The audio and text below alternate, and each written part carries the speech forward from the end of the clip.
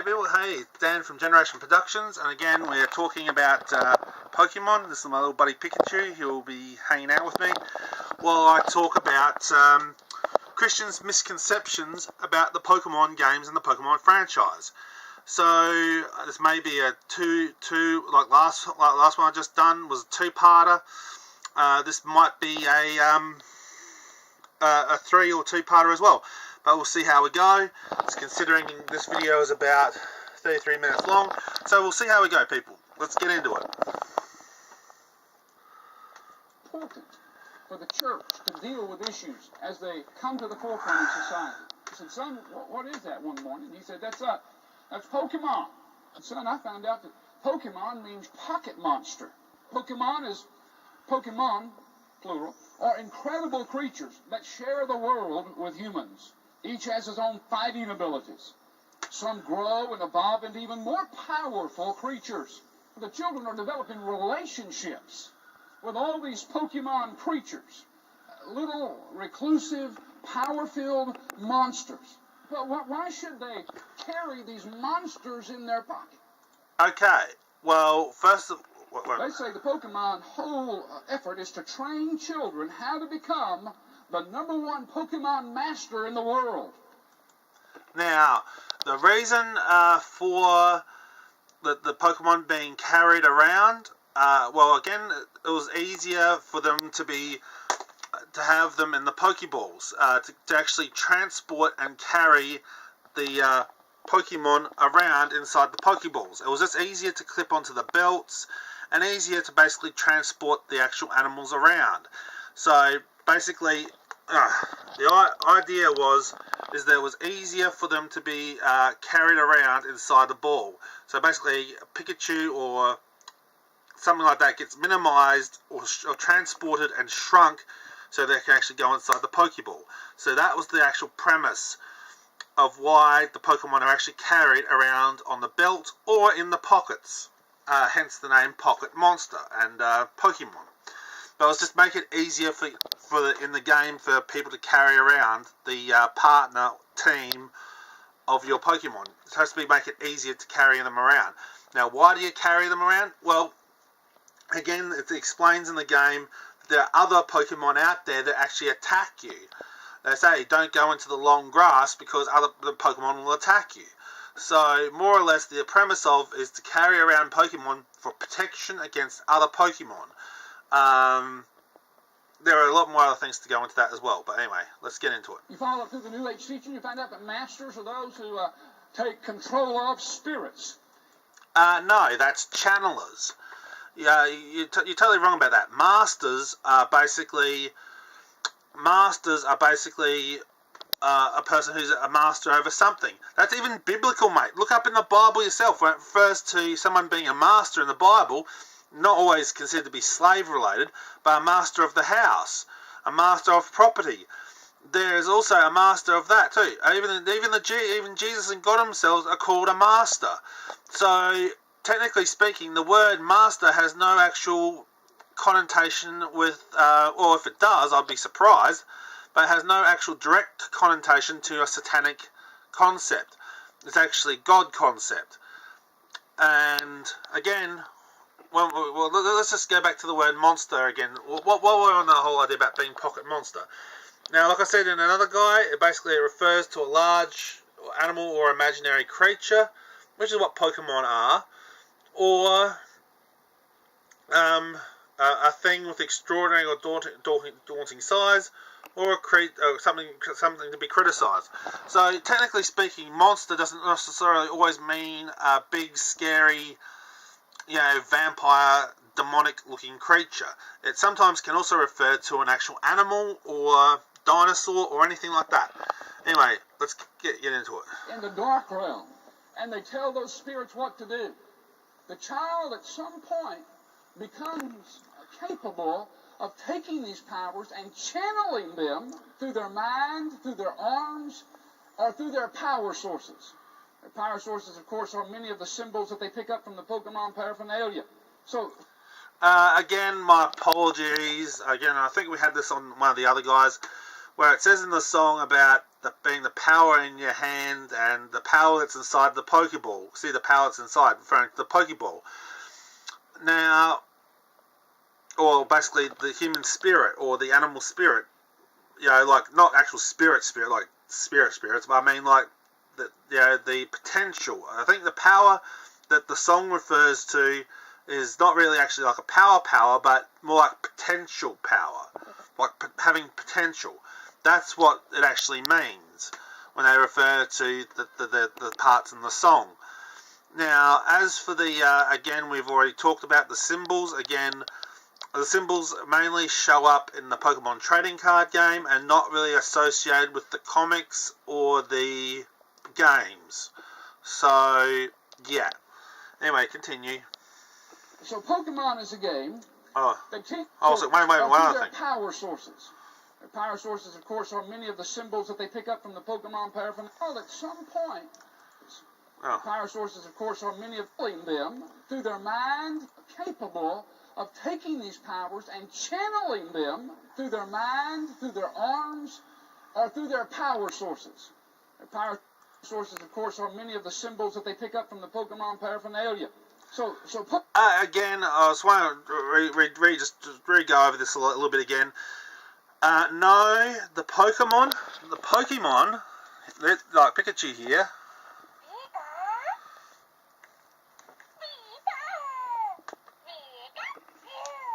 He's the one that actually has the powers. The Pokemon themselves are the ones that have the powers, not the people. Now, there has been some bad Pokemon. That's the reason why I don't like Ghost, Psychic, and Ultra Beasts, and those kind of Pokemon, because there has been times where Pokemon have possessed people, but that is not really the premise of the Pokemon. Only certain Pokemon do this, not all of them. And to be honest, I really don't like the ones that do, because they are fitting in the Ghost, Psychic, and Dark types. And Ultra Beast types. So, yeah. Anyway, let's continue. Pokemon is a game that teaches children how to enter into the world of witchcraft, how to cast spells, how to use psychic phenomena, how to put forth supernatural powers against their enemies. Now, again, let's go through exactly what you mean.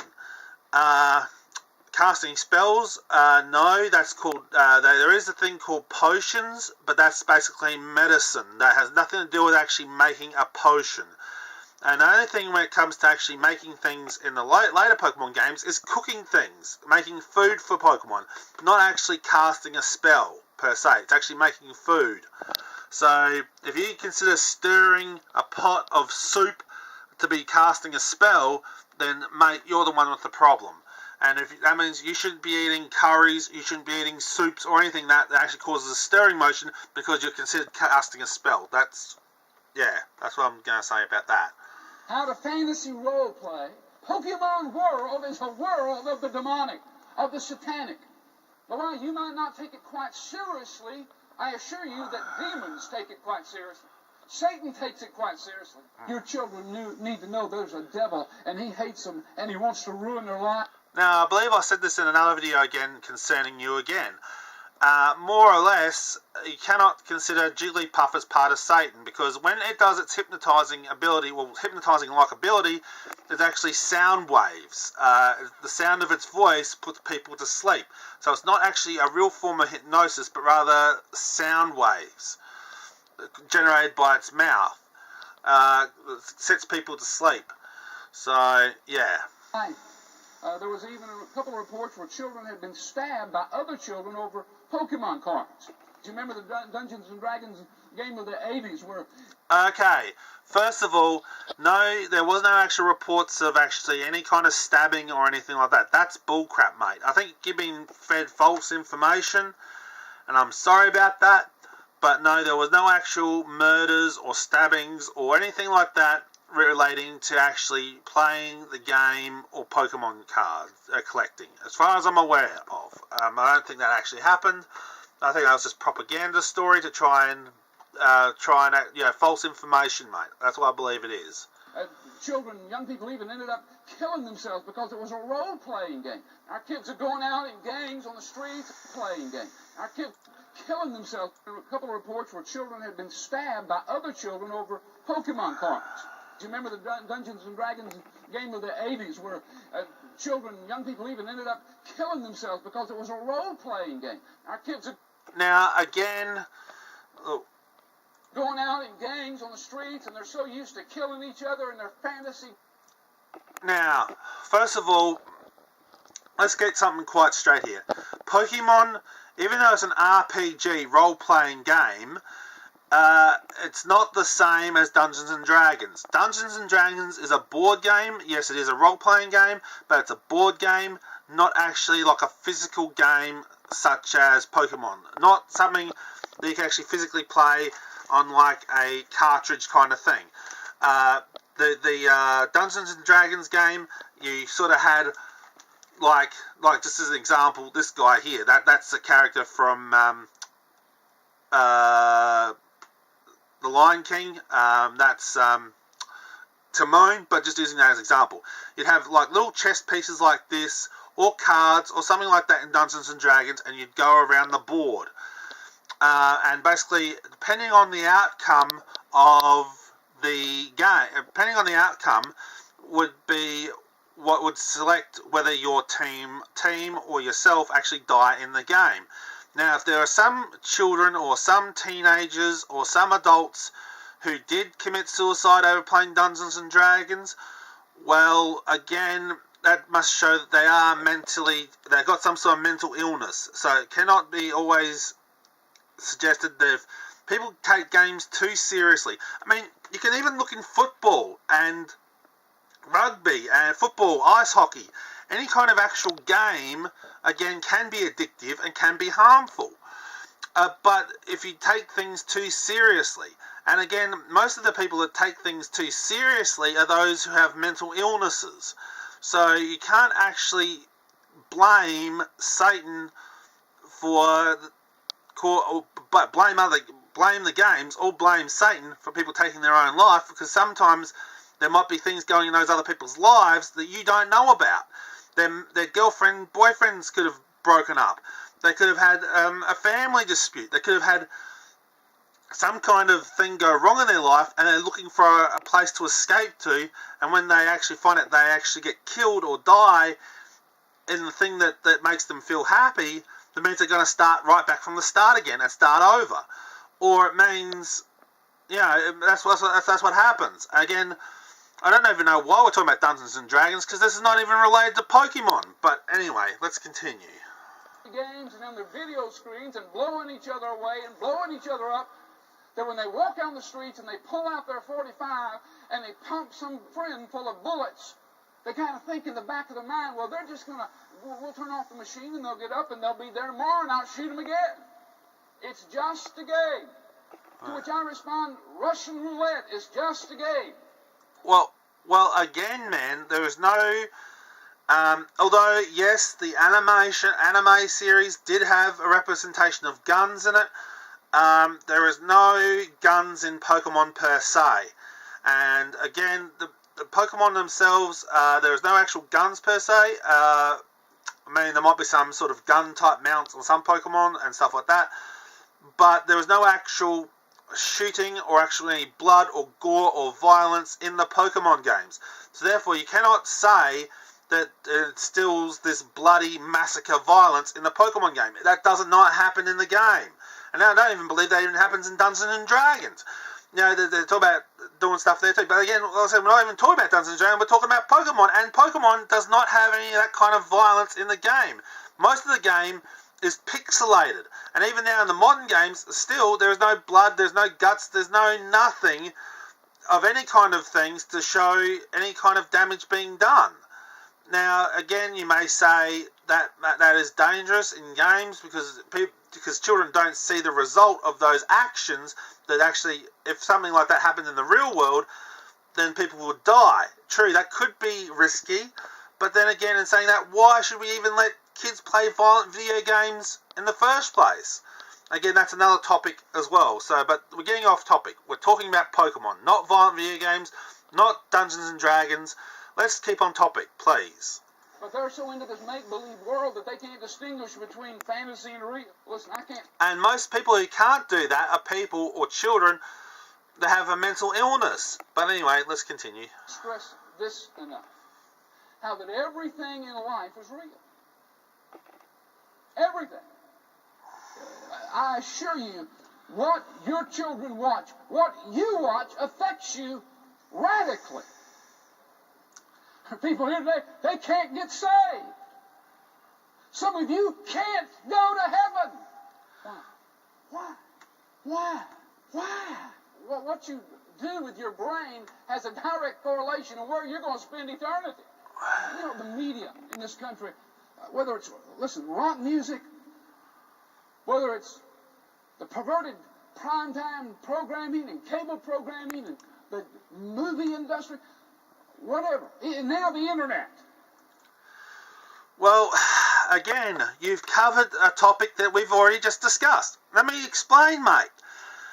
Anything, as you've just pointed out, anything, whether it's Ozstar, or basically Ozstar for us, or cable TV,